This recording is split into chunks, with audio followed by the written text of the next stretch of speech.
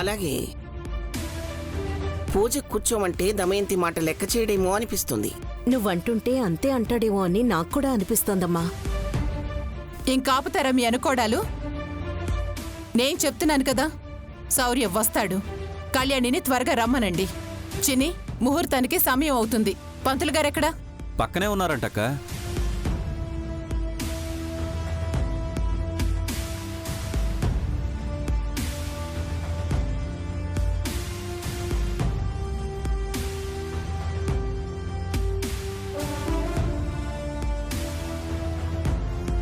శౌర్య, ఎక్కడికి రా? ఫైల్తో రెడీ అయ్యావు? అమ్మా, స్టేషన్లో వర్క్ ఉందమ్మా, వెళ్ళి వెంటనే వస్తాను. అదేంట్రా, ఈరోజు ఇంట్లో పూజ ఉందని తెలుసు కదా? అమ్మా, మీరు కానివ్వండి, నేను వస్తాను. ఇది మేము కానిచ్చే పూజ కాదు. నిన్న అమ్మవారి పూజ ఆగిపోయింది. అది ఇంటికి మంచిది కాదు. అందుకే ఇప్పుడు నువ్వు కళ్యాణి కలిసి పూజ జరిపించాలి. అమ్మా, కొంచెం ఆలోచించండి అమ్మా. సంపద మన ఇంట్లో ఉంది, అది కూడా తన బాధలో ఉంది. ఇలాంటప్పుడు నేను కళ్యాణి కలిసి పూజలో కూర్చుంటే తనకి ఎలా ఉంటుంది? తన జీవితం ఎలా అయిపోయింది ఏంటా అని సంపద ఇంకా బాధపడుతుంది. అనుభవించనీరా, చేసిన తప్పులు అలాంటివి. మరి త్రేతాయుగం ద్వాపర యుగంలోలాగా ఈ జన్మలో చేసిన తప్పులు ఇంకో జన్మలో అనుభవించటం లేవు. ఇది కలియుగం. ఈ జన్మలో చేసిన పాపాలకి శిక్షలు ఈ జన్మలోనే అనుభవిస్తారు. అయినా అదెవరో బాధపడుతుందని మనింట్లో జరుగుతున్న శుభకార్యాల్ని వాయిదా వేసుకోవడం, ఆపేయడం అవివేకం, అరిష్టం కూడాను. అది కాదమ్మా. శౌర్య, నువ్వు నా మాట కాదని గోడ పగలగొట్టావు. నేనేమీ అనలేదు. నాకిష్టం లేదని చెప్పినా అరిచినా నా మాట లెక్క చేయకుండా ఆ సంపదని ఇంట్లో ఉండనిచ్చావు. అయినా నేను నిన్ను ఏమీ అనలేదు. అమ్మ ఏమీ అనడం లేదు కదా అని ఇంటికి పరువు పోయే పనులు, అరిష్టం కలిగే పనులు చేస్తూ ఉంటే చూస్తూ ఊరుకోను. నువ్విలాగే దాన్ని వెనకేసుకొస్తూ దాని గురించి ఆలోచిస్తూ ఉంటే నాకు తిక్క రేగుతుంది. ఏదో ఒక రోజు నీ గన్ తీసుకుని దాన్ని కాల్చిపారేస్తాను. దాని మీద ఈగ కూడా వాళ్టానికి వీల్లేదు అంటావా? ఆ గన్తో నేనే కాల్చుకొని చేస్తాను. అమ్మా, అప్పుడైనా ఈ ఇంట్లో జరుగుతున్న దరిద్రాల్ని చూసే బాధైనా తప్పుతుందేమో.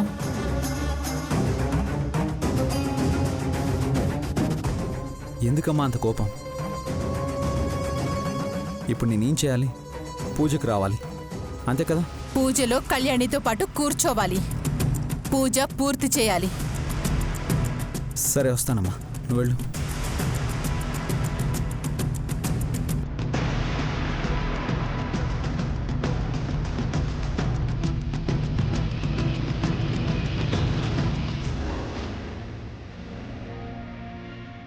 మహాలక్ష్మికి నీ మనసులో ప్రేమ ఎట్ట తెలుస్తుంది? మీ అమ్మ నాన్న ఒప్పుకోకముందే నీ పేరు పచ్చబొట్టు వేయించుకుంటానన్నాడు. మీ ఇష్టమమ్మా.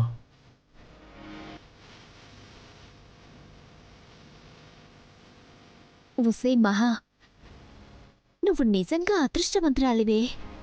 నువ్వు ప్రేమించే బావా నిన్ను ప్రేమిస్తున్నాడు, నిన్ను పెళ్లి చేసుకుంటానన్నాడు. పైగా నీకిష్టమైన సినిమా వాడు. కలలో కూడా నువ్వు ఊహించుండవే మహా.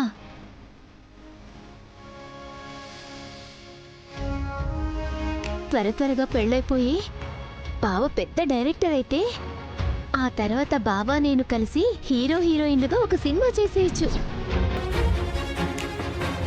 తర్వాత నన్ను నేనే సిల్వర్ స్క్రీన్ మీద చూసుకోవచ్చు.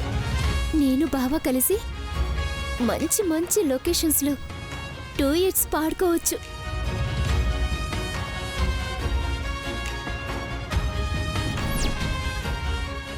ఏ మహా,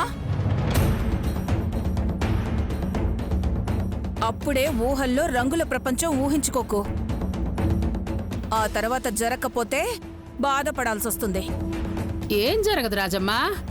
సిద్ధుతో పెళ్ళా, లేకపోతే మహాలక్ష్మి హీరోయిన్ అవడమా? నా కూతురికే బంగారం. అవసరమైతే 5 కోట్లు కాదనుకుంటే రేపే హీరోయిన్ అయిపోతుంది. నేను చెప్పేది సిద్ధుతో పెళ్లి గురించి. అదేంది రాజమ్మ, శుభమా అని పెళ్లి కుదిరితే అట్టంటావు? నీకెందుకు అట్టనిపించింది? నేను ఖచ్చితంగా పెళ్లి ఆగిపోతుందని అనడం లేదు. ఒకవేళ పెళ్లి జరగకపోతే బాధపడతావని నా కూతురికి జాగ్రత్త చెప్తున్నానంతే. అయినా ఇవాళ రేపు పీటల దాకా వచ్చిన పెళ్లిళ్లే చాలానే ఆగిపోతున్నాయి. అందుకనే అన్నాను. నువ్వెందుకు అంత కంగారు పడిపోతున్నావు? మరి కంగారు పడరా అయ్యింది? అసలే పిల్లల జీవితం అయితేను. మహా, లోపలికి రా, పనుంది. రా, పనుంది.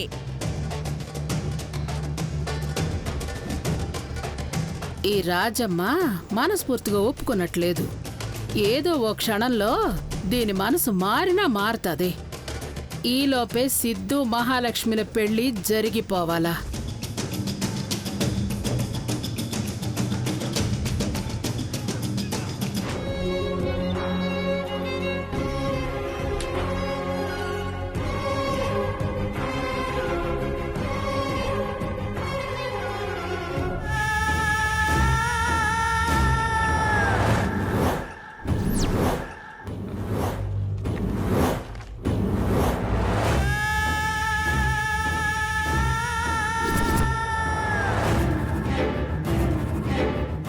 ఏంటి కళ్యాణి, కొత్త చీర కట్టుకొని అందంగా ముస్తాబవుతున్నావు? నీ అనుకున్న నా మొగుణ్ణి నీ వైపు తిప్పుకోవడానికి చాలా ట్రై చేస్తున్నావు పాపం. కానీ అది నెరవేరేటట్టు లేదని మీ నాన్నమ్మని అమ్మ వాళ్ళని అడిగి పూజ ఏర్పాట్లు చేయించావు. అంతవరకు బానే ఉంది కళ్యాణి. కానీ శౌర్య ఎలా ఒప్పుకుంటాడు అనుకుంటున్నావు? ఇంకా నీకు అర్థమైందో లేదో, శౌర్య నా వైపుకి పూర్తిగా మారిపోయాడు. ఈ పూజ భార్యాభర్తలు కలిసి జరిపించాలంట కదా. మరి మొదటి భార్య నేనుండగా నిన్నెలా కూర్చోమంటాడు అనుకున్నావు? నేను లేను కాబట్టి నీ మీద ప్రేమ చూపించటం ఈ మధ్య మొదలుపెట్టాడు. దానికి కారణం నువ్వు నా కొడుక్కి ఆయలా పనిచేస్తున్నావు కాబట్టి. ఇప్పుడు నేను తిరిగొచ్చేసాను. శౌర్యకి నా మీద ఇప్పుడు కోపం లేదు, జాలి మాత్రమే ఉంది. ఒకవేళ నిన్ను మీ నాన్నమ్మ వాళ్ళు బలవంతంగా శౌర్య పక్కన కూర్చోబెట్టాలని చూసినా నేనొక్క ఏడుపు మొహం పెడితే చాలు, కరిగిపోతాడు. నన్నే తన పక్కన కూర్చోమంటాడు. ఈ మాత్రం దానికి నువ్వు రెడీ అవ్వటం అవసరమా చెప్పు? అయిపోయిందా నువ్వు మాట్లాడటం? అసలు నీ గురించి నువ్వేమనుకుంటున్నావు? నా భర్త గురించి ఏమనుకుంటున్నావు? మాట్లాడితే 2 ఏళ్లు కాపురం చేశాను అంటున్నావు, కానీ నా భర్త గురించి నీకు పూర్తిగా తెలీదు. అయినా పూజలో నిన్ను కూర్చోమంటాడని ఎలా అనుకుంటున్నావు? ఈ పూజ మీ ఇంట్లో వాళ్ళు ఏర్పాటు చేశారా, లేకపోతే నువ్వు ఆఫీసర్ బాగుండాలని దమయంతి అత్తయ్య ఏర్పాటు చేసిందా? సరే, వాళ్ళని వదిలే. ఇంకా ఆఫీసర్ నీ భర్త అనే భ్రమలో ఉన్నావు కదా. ఆఫీసర్ ఏమైనా నీకు చెప్పాడా? సంపద నిన్ను మర్చిపోలేకపోతున్నాను, నువ్వు నన్ను కాదనుకున్నా నేనింకా నువ్వే నా భార్య అని అనుకుంటున్నాను, ఈ రోజు ఇంట్లో జరిగే పూజలో నువ్వే నా పక్కన కూర్చోవాలి అని లేదుగా. ఆలు లేదు సూలు లేదు, కొడుకు పేరు సోమలింగం అన్నట్టు నువ్వెందుకు నీ గురించి ఎక్కువ ఊహించుకుంటున్నావు సంపద? సరే, నీకు కాసల్ ట్విస్ట్ ఇవ్వనా? ఆల్రెడీ ఆఫీసర్ నా పక్కన కూర్చుని పూజ చేయడానికి ఒప్పుకున్నారంట. నీ గురించి ఆలోచించేవాడే అయితే నువ్వు అనుకున్నట్టుగా అదే నువ్వన్నట్టు ప్రేమో దోమో ఆఫీసర్కి నీ మీద ఉండుంటే ఒప్పుకునేవారు కాదు కదా. ఆఫీసర్ మంచివారు కాబట్టి నీ మీద జాలితో నిన్ను ఈ ఇంట్లో ఉండమన్నారు. దీనికి బెస్ట్ ఎగ్జాంపుల్ చెప్పనా? వీధిలో తిరిగే కుక్కని ఎవరో రక్తం వచ్చేలా గాయపరిస్తే మనం అయ్యో పాపమని జాలిపడి 2-3 రోజులు అన్నం పెడతాం కదా. అలాగే నీకు ఆఫీసర్ జాలితో ఒక ముద్ద పడేస్తున్నారు. అర్థమైందా? నోరు జాగ్రత్త. నేను అదే చెప్తున్నాను, ఒళ్ళు జాగ్రత్త. ఈసారి ఇంటి నుంచి గెంటేస్తే చేరదీయడానికి నీ ప్రియుడు కూడా లేడు. నేను నీకిచ్చే డోసు సరిపోవట్లేదనుకుంటా, పెంచుతా. అమ్మో, పెద్ద వార్నింగే ఇది. భయపడాలా? వెళ్ళి పని చూసుకో. పూజ దగ్గరికి వచ్చి నేను చేసిన తప్పులు మన్నించమని మంచి బుద్ధిని ప్రసాదించమని అమ్మవారిని వేడుకో. వస్తాను. నువ్వు పూజలో ఎలా కూర్చుంటావో నేను చూస్తాను. Thank you.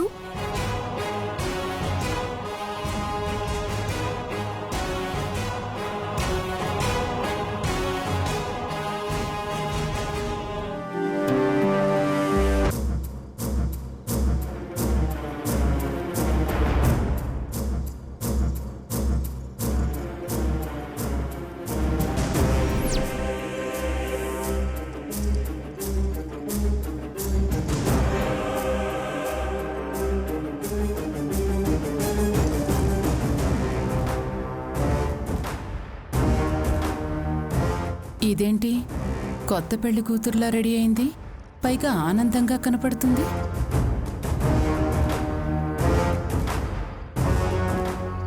ఈవిడేంటి అమ్మవారిని చూడకుండా గుడ్ల గుబులా నన్నే చూస్తుంది?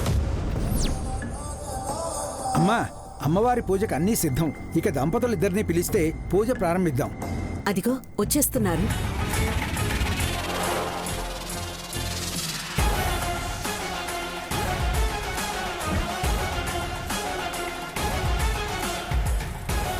రండి కూర్చోండి. ఇప్పుడు ఆ కళ్యాణి పూజలో కూర్చుంది అంటే నా వైపు ఖచ్చితంగా చూసి నన్ను వెక్కిరిస్తుంది. అయినా శౌర్య పక్కన నేనే కూర్చోవాలి. ఇప్పుడు నేను కూర్చుంటేనే అందరి మీద నాకు పట్టు వస్తుంది. కళ్యాణిలో కూడా భయం మొదలవుతుంది. కళ్యాణి, శౌర్య, పండగ రోజు అమ్మవారి పూజ సవ్యంగా జరగలేదు. అమ్మవారి ఆశీర్వాదం మీరిద్దరూ పొందలేదు.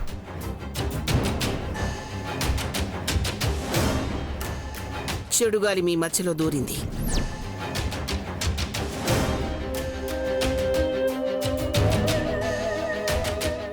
అందుకే మీ ఇద్దరి మధ్య చిన్న చిన్న మనస్పర్ధలు, కోపతాపాలు వస్తున్నాయి.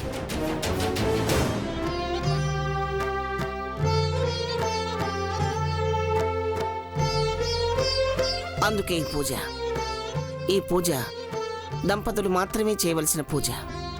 మీ చేతుల మీదుగానే జరగాలి. పంతులు గారు, కానివ్వండి.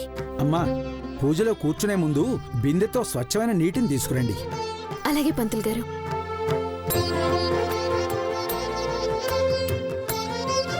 ఓం శ్రీమన్మహాగణాధిపతే నమః, మహాగురవే నమః, మహాసరస్వత్యై నమః, మహాలక్ష్మీదేవతాభ్యో నమః, సర్వే దేవతాభ్యో నమః. హరి ఓం. ఓం ఐం ముహూర్తస్సు ముహూర్తోऽस्तु. సుముహూర్తకాలే సూర్యాదీనాం నవానాం గ్రహాణాం అత్యంత ఆనుకూలితా ఫలసిద్ధిరస్తు. శ్రీమన్మహాగణాధిపతే నమః. ఇదే రైట్ టైం. కళ్యాణిని పూజలో కూర్చోకుండా చేయాలి. ఎలా?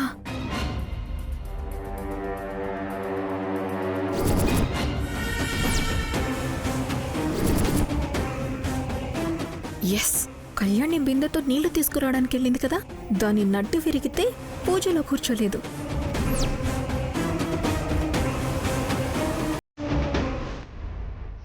అమ్మ ఆదిపరాశక్తి, నీ పూజ కళ్యాణి శౌర్యుల చేత ఎలాంటి ఆటంకం లేకుండా జరిపించుకొని నీ చల్లని ఆశీస్సులు మనకు అందేలా చూడు తల్లి.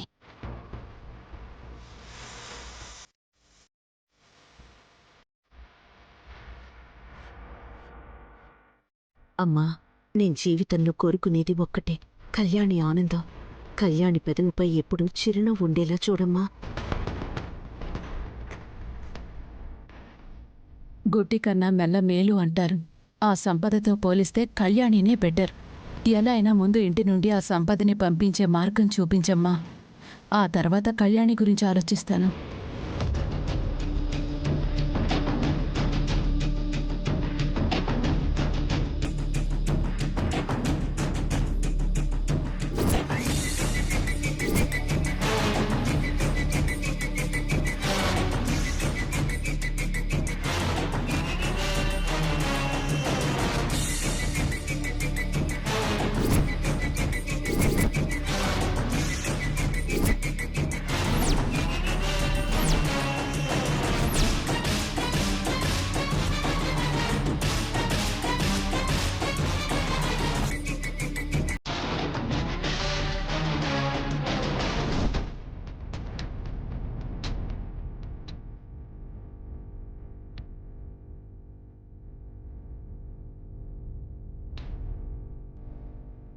అమ్మా, దీపారాధనకి నూనె తీసుకురండి.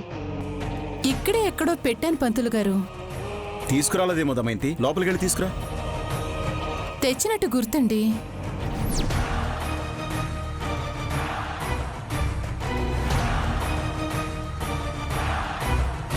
సర్లేండి, తెస్తాను.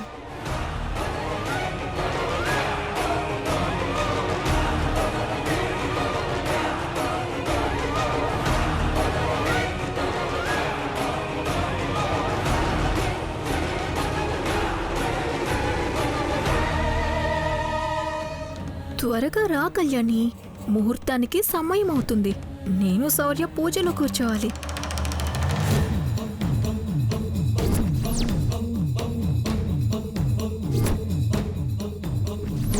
సుముహూర్తకాలే సూర్యాదీనాం నవానాం గ్రహాణాం అత్యంతాం ఫలసిద్ధిరస్తు. శ్రీమన్మహాగణాధిపతే నమః. మహాలక్ష్మీదేవతాభ్యో నమః. ఓం గణానాన్వా గణపతిం భవామహే కవిం కవీనాముపమస్రవస్తమం. జ్యేష్ఠరాజం బ్రహ్మణాం బ్రహ్మణస్పత ఆనశృణ్వన్నోతిభిः సీదసాదనం.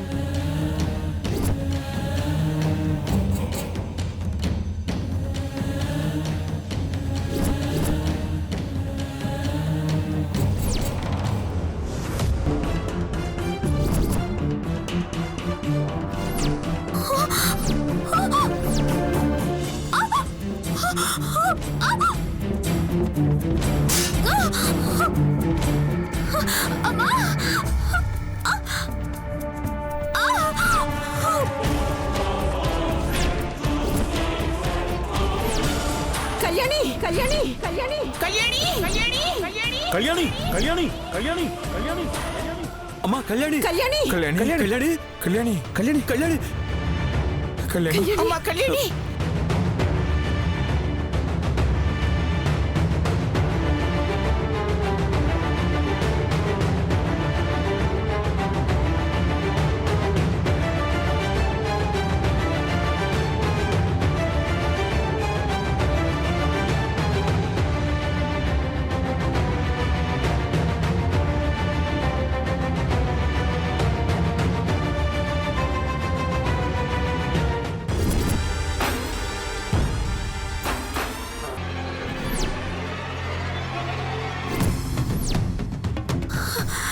నడిచేదారిలో, అది కూడా గుమ్మం దగ్గర నూనెందేమిటి?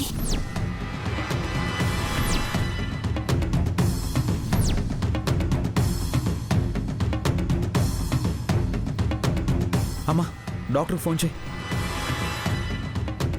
ఇప్పుడు డాక్టర్ ఏమొద్దు ఆఫీసర్.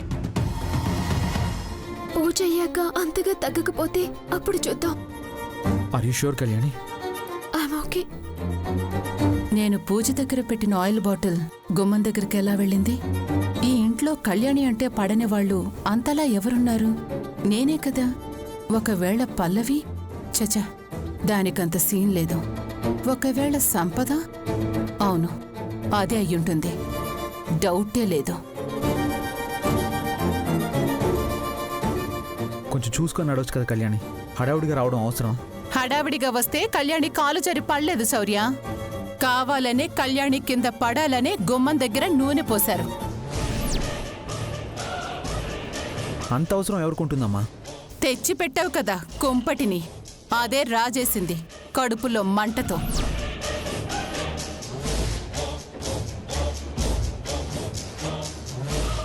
అంటే సంపద పోసిందంటున్నావా నువ్వు? అనటం కాదురా, అదే నిజం. ఖచ్చితంగా ఈ సంపదే నూనె పోసింది.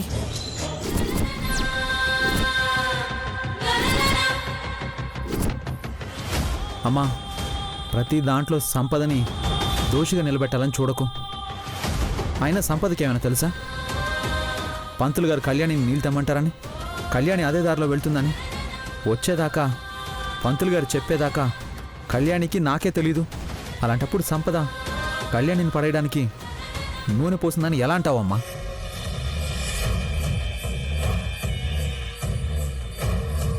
నువ్వు ఇలాగే సపోర్ట్ చేయి శౌర్య, నేను చెలరేగిపోతాను.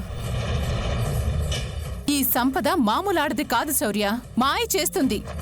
పంతులు గారు కళ్యాణిని నీళ్లు తెమ్మన్నప్పుడు పోసుంటుంది. ఈవిడేంటి త్రినయనిలాగా అన్ని దివ్యనేత్రంతో చూసినట్టు చెప్తుంది? అమ్మా ప్లీజ్ స్టాప్ ఇట్. సంపద ఆ టైంలో మనందరి పక్కనే ఉంది. తను కదలను కూడా కదలలేదు. నువ్వేమో తనే కావాలని చేసింది అంటున్నావు. ఏంటమ్మా ఇది? నేను చెప్పేది నిజం శౌర్య. నాకంత తేలిగ్గా అనుమానం రాదు. వచ్చిందంటే అదే నిజమై ఉంటుంది. నా మాట నమ్ము శౌర్య. ప్రూఫ్ చూపించమ్మా. నేను ఇప్పుడే సంపదని ఇంటి నుంచి బయటికి పంపించేస్తాను. ప్రూఫ్ లేకపోతే ఈ టాపిక్ని ఇక్కడితో వదిలేసేయండి. అమ్మా, ముహూర్త సమయం దాటిపోతుంది. త్వరగా దంపతులు వచ్చి పూజ జరిపించండి. కళ్యాణి, పూజలో కూర్చోగలవా? పదమ్మా.